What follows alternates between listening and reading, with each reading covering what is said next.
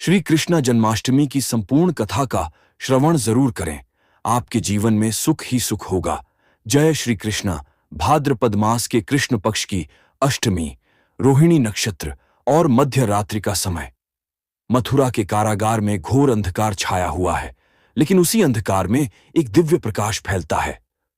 माता देवकी की गोद में भगवान श्री कृष्ण का जन्म होता है।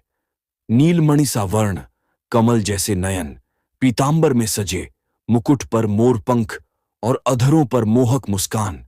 भगवान का जन्म होते ही कारागार के द्वार अपने आप खुल जाते हैं। पहरेदार मूर्छित हो जाते हैं।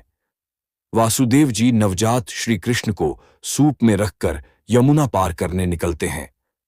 तेज बारिश, उमड़ी हुई लहरें और आकाश में गर्जना, लेकिन जैसे ही यमुना माता श्री कृष्ण के चरणों को छूती है, शांत हो जाती हैं। गोकुल पहुंचकर वासुदेव यशोदा माता की गोद में सोई हुई नवजात कन्या को ले लेते हैं और उसके स्थान पर बाल कृष्ण को छोड़ जाते हैं। फिर वे तुरंत मथुरा लौट जाते हैं और कारागार फिर से बंद हो जाता है। सुबह होते ही कंस को कन्या के जन्म की सूचना मिलती है।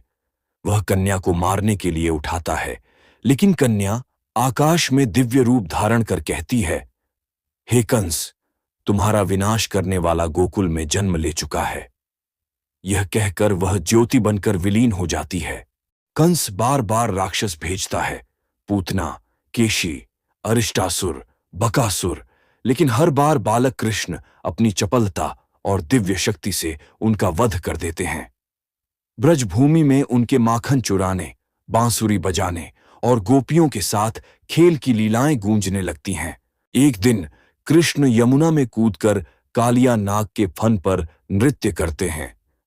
नाग पराजित होकर श्री कृष्ण के चरणों में समर्पण कर देता है। जल शांत हो जाता है और ब्रजवासी उल्लास में झूम उठते हैं। युवावस्था में श्री कृष्ण मथुरा पहुंचते हैं। मल्ल युद्ध में चाणूर और मुष्टिक का वध करने के बाद वे कंस को रणभूमि में बालों से पकड़कर पटक देते हैं। कंस की मृत्यु होते ही देवता पुष्प वृष्टि करते हैं और मथुरा में शांति लौट आती है। श्री कृष्ण का जन्म केवल मथुरा की कारागार में ही नहीं हुआ था, बल्कि हर उस हृदय में होता है जो प्रेम, सत्य और करुणा से भरा होता है। जन्माष्टमी हमें सिखाती है कि विश्वास, धैर्य और भक्ति से हर संकट पार किया जा सकता है।